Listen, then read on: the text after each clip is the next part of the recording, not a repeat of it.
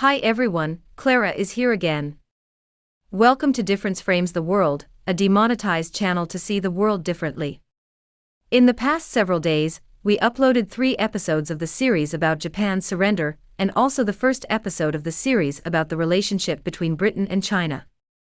Although we are short of hands because of financial constraints arising from 9 months of demonetization, we have tried our best to upload videos at least 4 or 5 times a week. We are still fighting, thanks to the support of numerous supporters and patrons. We sincerely thank viewers for watching our videos and continuously offering their hands to us. Most importantly, almost all of our viewers do not treat DFTW as beggars but humble people asking for help and supporting our team without hesitation.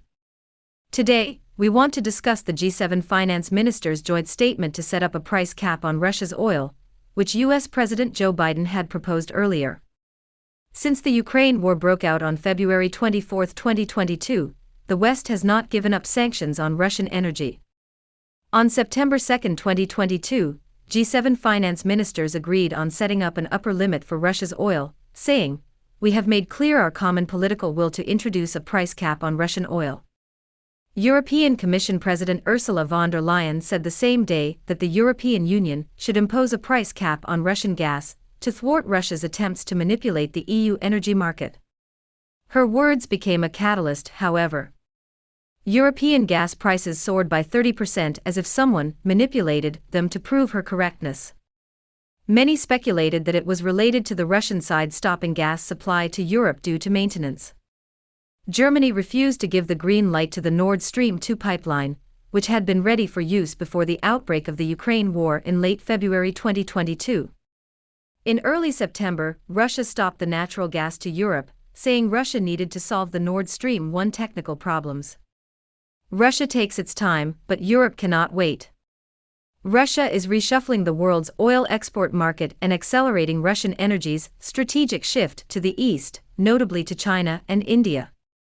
On September 2, 2022, Gazprom announced that the only working engine of the Nord Stream 1 gas pipeline had failed, and it had to suspend the gas supply indefinitely before solving the problem. On the same day, Dmitry Medvedev, former president and prime minister of Russia, wrote on social media that if the EU capped the price of Russian oil exports, there would be no more Russian oil in Europe.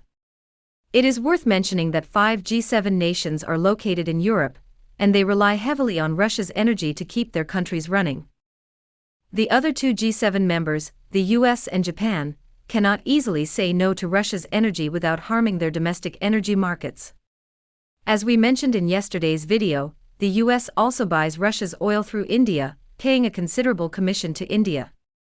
Germany is most adversely affected by the reduced Russian energy. Yesterday, one viewer said he disagreed with us using the word bald to describe the German chancellor, and we are sorry that we said that to the new German leader.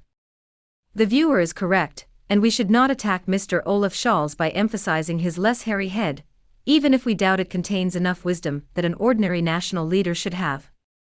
He wanted to talk with Russian President Putin, but the latter obviously could not spare several minutes to accept a call from him. Europe is greeting the coldest winter, and hundreds of millions of Europeans cannot enjoy the low-priced Russian natural gas and oil they had before. As we said earlier, Europe has become the biggest loser, and all its sanctions on Russia have harmed the Europeans the most. Still, Charles Michel, the European Council president, asserted that the European Union would not change its determination to impose sanctions on Russia, saying that it was not surprising that the Russian side had once again stopped gas supplies from the Nord Stream 1 pipeline for a reason, and that EU countries would thus accelerate the process of energy independence. He stressed that European countries must protect their citizens and help Ukraine. However, the European public does not agree they are protected. Czech is an excellent example. Nearly 70,000 people flocked to Václav Square in the Czech capital on September 3 to protest against the government's failure to focus more on its citizens and express concern about soaring winter heating costs. Protesters claimed that the government gave the best to Ukraine, but it only kept 2 sweaters for its people. In a famous German city, Cologne, people also took to the streets to protest against rising energy prices. The demonstrators said that the interests of the people and energy supply should be put first by the government. Some demanded that authorities open the Nord Stream 2 gas pipeline to ease the gas supply crunch. The West wants to use energy as a weapon against Russia, and Moscow plays the same card to counteract Europe. Against high inflation, energy shortages, economic recession, and growing public discontent, European leaders will face more challenges from their citizens. Europe first will eventually prevail over Ukraine first in the coming months. Europe cannot do a complete embargo on Russian energy. Forcibly cutting Russian energy revenues is a viable solution to Russian energy sanctions. In addition, suppressing the rapid rise in global energy prices and easing inflationary pressure are also the purposes of the West in imposing price limits on Russian oil exports. However, Russia is not Syria. The U.S. Army can steal 90% of Syria's oil, but no Western nation can rob a drop of petroleum from Moscow. Hence, all those purposes of the West are not easy to achieve. Even though the G7 finance ministers issued a joint statement, there is no mechanism at a higher level to institutionalize the consensus. It is nothing more than a talk show. In the long run, the interests of the US and Canada as oil producers and exporters do not coincide with those of the UK, France, Germany, Italy and Japan, which are oil importers. Moreover, supporting the price cap, within the so-called price limit camp, is more challenging for countries that are highly dependent on Russian energy. Even if the coalition capped Russia's oil export prices, Russia would take countermeasures to reshuffle the oil export market, and it would not deliver its crude oil to those nations. As Germans collect branches after hooding the wood, they can also use up all leaves in winter. Russia is expected to reconfigure its oil export market and ship Russian energy to the east. The Wall Street Journal says the West's embargo on Russian energy may sound impressive, but its insurance ban on Russian oil shipments is the most damaging, undermining Russia's ability to export crude oil anywhere in the world. The so-called insurance ban, which was proposed at the same time as the G7 finance ministers' joint statement, introduces a price cap on Russian oil and also means that the West will no longer provide services such as insurance and financing to vessels carrying Russian oil priced higher than the cap, not in compliance with the price cap.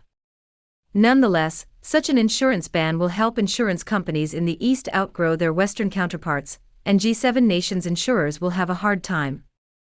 The insurance ban poses challenges to Russia, but the difficulties may only be temporary. If the West gives up providing insurance products to Russian oil exporters, Russia can turn to China, India, and other countries for cooperation in related fields. If the West completely abandoned the provision of insurance services to Russian energy exports, the relevant insurance companies would ultimately lose their original market share. It would be difficult for these companies to speak up for the so-called political correctness at the cost of angering their shareholders. In practice, the insurance ban on Russia may not work out precisely as Western politicians would like. Insurance tycoons in their countries may even consider changing their representatives in the governments, causing more political turmoil in the already worsening European chaos. The Western nations have their hidden agenda, which they dare not tell the public. They want to force Russia to sell more oil to China and India, two major buyers in the global oil market, so they can buy more oil from other oil producers in OPEC countries, who are unwilling to increase their production substantially to curb the rising energy costs. Previously, the White House was angry with India's oil deals with Russia, and was furious with China for buying low-priced oil from Moscow. Now, the US government recognizes every country's legal right to mind its business, meaning it no longer objects to China's and India's transactions that render Western sanctions on Russia useless. Russian President Putin disclosed on September 7, 2022, that China and Russia would use rubles and RMB for their natural gas deals, which clearly shows Beijing and Moscow are unprecedentedly close to each other when facing threats from the West. In July 2022, China imported over 7 million tons of oil from Russia as its number one buyer, and Russia had been China's top oil provider for 3 consecutive months since May 2022, when China purchased nearly 2 million barrels per day from Moscow. The United States wants to weaken Russia and paralyze China's development. Still, its sanctions on Moscow and provocations against Beijing on the Taiwan issue have forced China and Russia closer. The latest joint military exercise in the Sea of Japan is a good example. The United States is declining, so it is desperate to oppress China and Russia in Ukraine and Taiwan, respectively. Western nations want to pressure Beijing and Moscow with their economic strength. Still, they forget that Russia is a major energy exporter and China is the world's most significant manufacturer and has the most extensive industrial and consumer markets worldwide. With the Ukraine conflict, the United States has successfully ruined Europe, thwarting Euro's threat to the dollar hegemony, which is not always good for the US, as Europe has become a burden, no longer an asset for Washington, D.C., in dealing with global affairs.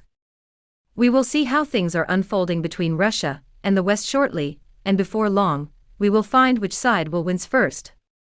Before ending today's video, we extend our great thanks to our supporters and patrons again for their continuous help to keep DFTW alive for 9 months without receiving a penny from the platform.